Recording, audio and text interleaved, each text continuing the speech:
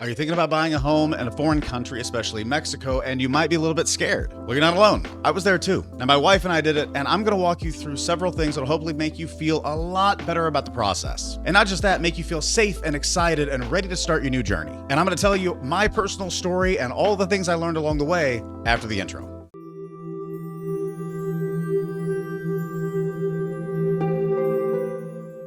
So first of all, welcome to the channel. My name is Alexander Howell, and my wife and I purchased a home in Mexico about 5 years ago today. We actually purchased it right at the beginning of the pandemic, if you can remember what you were doing there. And we had some stops and starts along the way, and we had always wanted to do this. Now, we actually wanted to purchase in Isla Mujeres years and years ago. Things changed. We ended up finding Merida, Mexico on a bit of a sabbatical for us and our family. And within 2 weeks of being there, we decided to take a look at a few properties, and by the end of the day, had an offer in on the one that we have today. Now, we were kind of mentally there. We had been to Mexico. We got married in Mexico. We announced the coming of our first child in Mexico. And actually, I started my master's program in Mexico. So needless to say, we absolutely love the country and didn't listen to a lot of the headlines because we'd been there. We knew what safe was. And that's not to say that everywhere is safe in all of Mexico, because everywhere is not safe in Canada, in the United States, everywhere around the world. But where we found it, we felt safe in Merida, Mexico, and there are plenty of places just like that everywhere throughout this beautiful country. So starting from the beginning, we go down to Merida, Mexico. We actually stay on the beach in a little township called Guaymatún. We come in, we find a place, we buy it. And I'm gonna throw a few terms at you, but you should know that all of my videos on this channel, I go over these things constantly. Whether it's a fideicomiso, a NOTARÍA, whatever it might be, I have tons of videos on this channel, so that if you do end up wanting to learn a little bit more, please feel free to subscribe to this channel and hit that notification bell. That'll let you know anytime one of these videos goes live. And if you stick to the end and you still like it, maybe you can get me a like too. But we found our place in the city center of Merida in a neighborhood that is kind of between an area called Chenbec and Parque de la Merida, which is the Merida neighborhood. Now, it's a little bit off the beaten path, but it's still in an area where you're close enough to downtown where you can get a really quick Uber, or it's a 15-minute walk. But we got enough space to do all of the things that we wanted to do. But first, we just had to find a place. So just like you, we had no idea what to do. We ended up going on Facebook and finding a few groups. And even though some of them can be a bit catty, you can find a lot of information within those. And many of them had recommended a woman called Elizabeth Rodriguez with Yucatan Beach and City Property. We gave her a call, and I'll have her information down below, by the way, but we gave her a call, really had a nice conversation with her about exactly what we were looking for and what to do. Elizabeth ended up kind of talking us through a couple of the processes. Basically, what she told us is some of the properties that we came to her with were not going to be available. Many of the places just don't take off the houses that have been sold, and they also don't put the new ones on. Now, this has to do with the fact that there's not really a lot of rules or regulations when it comes to when you can put houses on the market, so on and so forth. Now, when it comes to the owners and the agents, they do have legally binding contracts of some sort, but when it comes to you, the person that's actually looking, it's not like the United States where we actually have designated times based on your realtors association about when you can put a property on market, when you have to take it off market, so on and so forth. So you might be looking at a house that went off the market 4 years ago and not even know it, but you're really excited and then you're disappointed. So I always say, look to the realtors, whether it's a local, whether it's somebody who's been there, but make sure they have a track record and have a lot of people that are saying good things about them. You will hear a lot of people say locals are best, or you can have expats that are best for expats. It doesn't really matter. Look for people that have people that will stand up for them, have had experience with them, and that will help you. So we end up finding Elizabeth. She recommends several properties. We are on the road within about 3 days of first reaching out to her. We looked at 6 different properties plus a lot, and I can tell you that there were others that we were much more excited about than the one that we ended up finding and building on. And we looked at all kinds of different areas. We looked at Garcia Henares, we looked at Santa Ana, we looked at Santiago, and we looked at Chenbec and Merida. And the house that we ended up falling in love with and building on was actually just not really impressive from the outside, but the moment that we opened the door, we could see the potential. So if you're looking for a realtor, I would absolutely recommend Elizabeth Rodriguez, and also Nicholas Saunders, who I have interviewed on this channel, and I'll put his video somewhere up there, but you can talk to them and they are fantastic for expats like us. Or if you have somebody else that you've seen recommended, contact them, make sure they know their stuff. But that part is actually fairly easy. You find somebody that can show you free properties, and then you get into the real mess of things. And when I say the real mess of things, it's really not that bad. We ended up being very lucky. The house that we found, they ended up reducing the price as we were on scene. We contacted our agent. She had the paperwork written up almost immediately. The seller signed, we signed, and we were under contract. Now, one thing you probably need to understand is that sometimes things can work a little bit slower in Mexico. Again, in the United States, it can be very fast. I was a realtor for 13 years. Most of the stuff I did was my own personal investment, but I worked in new construction, I worked in resale, and I know that that period of time can seem like it's incredibly quick. But I'm just gonna be honest with you, sometimes it's not as quick. Now, you need to make sure that you get your wire stuff ready. You need to make sure that you get to a NOTARÍA so that you can get all of your paperwork signed. When we were there for a month, but by the time that we decided that we wanted to purchase a property, we were only there for maybe another 4 or 5 days. So we got to a NOTARÍA, and then we signed all the paperwork, and then realized one thing pretty quickly. This was just the contract. This was not the signing of the documentation that gave the property to us. This was only the contract, and we didn't know if we were going to be able to get down there because COVID was hitting really quickly. So what we did was something that I've actually done for my wife when we've had investment properties because we both owned them, and that was signing over a power of attorney. Now, power of attorney can be very intimidating for some people, but if you're used to the process, it's very, very simple. What can be a little bit scarier in Mexico, just because you're not used to it, is that when we signed power of attorney to sign for the house, we signed it over to people at the NOTARÍA to sign for us. So it wasn't that I was going to go down and my wife was going to stay in the city or vice versa. It was we were signing over our names to somebody else in Mexico to sign for our closing documents. Just to let you know, because I went through it, it was an incredibly simple process. We got everything documented. We had tons of emails going through. We had all of the proper paperwork to send all of our money to Mexico. And then when we finally did that, they signed and we were closed. The money went to the realtors that needed to go to the realtors. The money went through the NOTARÍA to the owners that needed to go there. And they also established the fideicomiso. Now, for those of you who don't know, and I have plenty of videos that talking about this, but a fideicomiso is basically a trust that a notary creates or an attorney creates where the bank purchases the house, but you are the beneficiary. Now, this might sound scary, but as I said in the last video and several others where I've gone through it, I'll put one of those up here. But a fideicomiso is one of the simplest documents that you can have. But a short history lesson, Mexico basically has a constitution that says that foreigners cannot own land within the restricted zone of Mexico. That being 100 kilometers in from any national boundary or 50 kilometers in from any coastline. For us, Merida, Mexico falls within that restricted zone. Now, if you're inside of that restricted zone, you can purchase property in your own name. But if you're in the restricted zone, you can't. So in 1973, the Mexican government passed the foreign investment law, which allowed for you to invest in property in the restricted zone so long as you had a fiduciary. For us, that fiduciary was a bank in Mexico.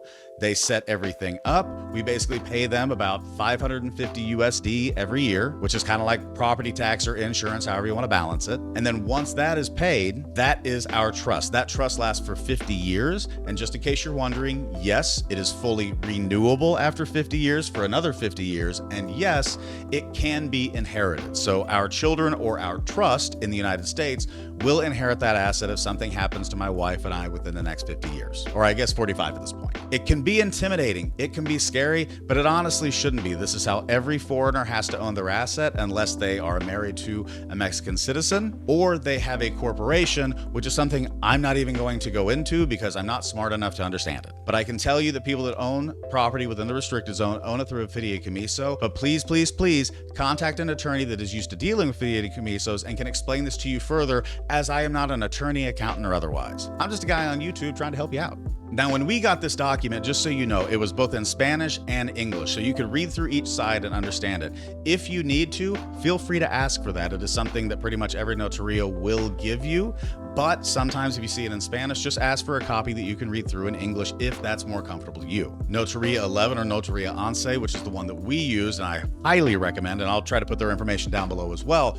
They put everything in English, and the attorney that helped us was also bilingual, which helped just to explain things as we sat there. But once we purchased the property, did all of that, then we had to find an architect. And I'm going to tell you right now, our process was a lot more simple than others. So if you need need to, feel free to go to my Facebook group, which is facebook.com/groups, and it's travel, the number 2 Merida. That's facebook.com/groups, travel, the number 2 Merida. The link is down below. And ask this question if you have it, if you need to know more, because I'm going to tell you my situation, and then we can kind of go back and forth. But I ended up being recommended by people online as well as our realtor, an architect named Henry Ponce. Now, I can't say enough positive things about him, so it's going to sound like I'm gushing through this video. But Henry was absolutely amazing for the very beginning. Now, keep in mind, we're dealing with COVID, so he has people that are not even in the office. They're not allowed to be. So for several months, we didn't even have the ability to have somebody working on the property. We got into it. We were masked up. It's, 100 degrees in Merida, but we figured things out. They were able to map out the property, get a good idea of how things should go. And me being in real estate and having flipped and renovated and done all kinds of design plans for houses, I was really picky. And I can tell you that the first draft of the first design that Henry gave to us, I realized that I was a novice in a field of experts, because what they were able to give us was second to none. And we went through several of these plans. Now, in our process, we purchased the house, that got everybody paid, and then we paid Henry for his designs. And I believe the designs were between $10,000 and $15,000 US at the time. We went through the designs, and then we started the building process. And for us, again, it went a little easier. It was a lot of, we're designing it, and once we have the basics done, we're starting to build. So once the COVID restrictions end, or at least loosened, they were starting to build. I actually have a picture of a bobcat in what is now my courtyard, which I still find hilarious. But when the building process starts, that's when things kind of start moving. We had a couple of design issues, and get used to that. This is more of a me to you kind of video. I want you to understand that, I'm telling you all the things that you might be worried about. But there are things that will happen during the building process that you just have to plan for. One of those was we were building a second story, which is basically a second apartment within our home, and they realized that the ceilings were nowhere near strong enough to hold that second story. Now, it might have held it for a bit, but they didn't feel comfortable building it and having the same ceiling. Well, it just so happens that we have humans that might be sitting in those rooms or staying in those rooms. So we absolutely had to bring down that ceiling, redo it, reinforce it, and make it 10 times better. We had to extend an upstairs patio, not because we wanted more and more space, but because we realized that some of the neighbors had places where, not them, because they're very nice people, but maybe some of the guests staying at their house might be able to crawl over onto ours, and it became a safety issue. And little things like that will get to you. And I can tell you from personal experience, I was worried every step along the way, but you know what helped? Just getting through it and talking to people that had been through the process before. So once you get to the end of construction, it just becomes kind of a slow wind towards the end. And the last thing that will pop up on you are all of the beddings, all of the mattresses, all of the furniture, both indoor and outdoor, all of the things that you want to pop and make beautiful and nice, and all the things that you're like, that's a chair, I want that chair to be as simple as possible. You'll try to find ways to save money, and you absolutely should, but you should also make sure that you're doing things the right way. We realized that they had put in a ton of money into a lot of our fixtures, that we could find the same fixture, in our opinion, for a lot cheaper, but there were some real pretty lights that we liked that we did not want to sacrifice. So you find where you can save and cut corners, but you also find where you really want to put the money into that's good for you. And once you get to the end of the process, it's about buying the towels and it's about buying everything else. And I would absolutely tell you, if you're planning on buying one of these places, stay down there for as long as you can that first trip, because you're going to realize you don't have a mixer, you don't have a toaster, you don't have the right utensils, your pots and pans aren't big enough, you can't make this, you can't make that. You will go through that process, but that's okay. And once you get to the end, then you have a choice to make. Some people like us at this point in our lives are choosing to rent it out when we're not there. Now, I will tell you from personal experience, that has been a very successful thing. Ours has been successfully rented out now for 2.5 years for a significant amount of time through the year. That is made up for all of the cleaning, any repairs, anything like that that is necessary, along with the utilities, so on and so forth. I won't say it's a way to get rich. I'll just say that if you go down for the period of time that you want and you don't have to pay, that's a fantastic thing. But even if you don't want to do that, there are also things that you need to make sure that you're taking care of. You have no idea how fast a pool can get gross if you have a certain type of tree above it. Take it from me. But that might mean that you want to have your house cleaned and the pool cleaned out twice a week, as opposed to in the United States where you might want to have it cleaned out every 2 weeks. It might get really humid down there, which can cause mold. So that means that you want to have the place opened up 3 times a week as opposed to 1. There are all kinds of things to watch out for, but that's where a good property management company will help out. Now, again, I would absolutely recommend that you go to our Facebook group, but I can tell you that, again, this is where I got off pretty easy because Henry Ponce also has a management company and they've been great for us. So we kind of had a cheat code, if you catch my drift. We found Henry and we found the yellow brick road. But since then, there are just simple things you need to catch up on. Make sure that the place that you are has good internet. We have had 50 megabit per second internet, which is about 1/20th the speed that I have right here, right now in Kansas City. And it's still been fantastic. And I have a mesh network that goes throughout the house. So those speeds are similar everywhere you are in the house. Also, make sure that you keep up on your taxes. You have to report all of this income, if you get it, to your taxes in the United States or Canada, even if you're collecting in Mexico. Again, accountant, lawyer, look them up. And also, your fideicomiso is a yearly obligation. It is not just something you set up once and pay for. It is something you set up once and then you pay yearly. So make sure your fideicomiso is paid. This is something we actually went through. We thought we were paying the fideicomiso.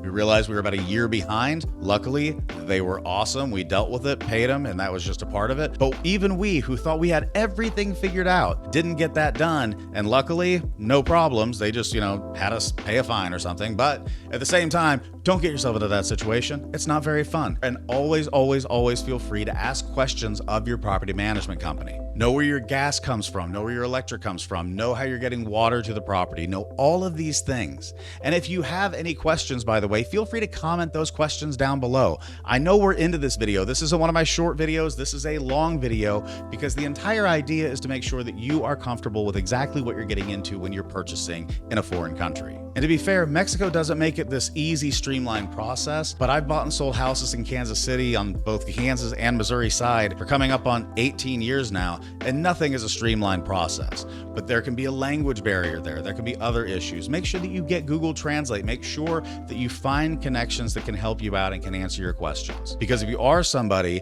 that's trying to learn Spanish, but you're not quite there yet, it is very beneficial to have that management company there to kind of help you get through the process. But the number one thing is to realize that you're not in this alone. There are so many other people that have gone through this process. There are people that you're going to hear that have all the negative in the world to say, but you will also find 10 times as many people that love what you're doing, that have been there before, have learned the lessons. And, use that statement by Newton that was something to the effect of, if they say that I saw further than anyone else, it is only because I stood on the shoulders of giants. We're not giants, but use our shoulders to figure out things first, and then you can figure out more as we go along, and then we create a better community that is knowledgeable and prepared and ready to go. And most of all, and this is the hardest part when you're going through it, enjoy the experience. I still love the fact that we have this home. When we walk in the doors there, I feel like it is home, and that is something that I cannot really describe. The moment that we step foot in Merida, Mexico, in our house in La Merida or Chenbec or wherever it technically is, because we're right on the border, we feel comfortable, we feel at home, and the city is as welcoming as it gets. And there are so many other cities around Mexico that are the exact same way. Don't be fearful. Take the right step. Just make sure you do it intelligently. Make sure you research as you are right now, because you're probably close to the end of this video, and you'll make a good decision for you and your family.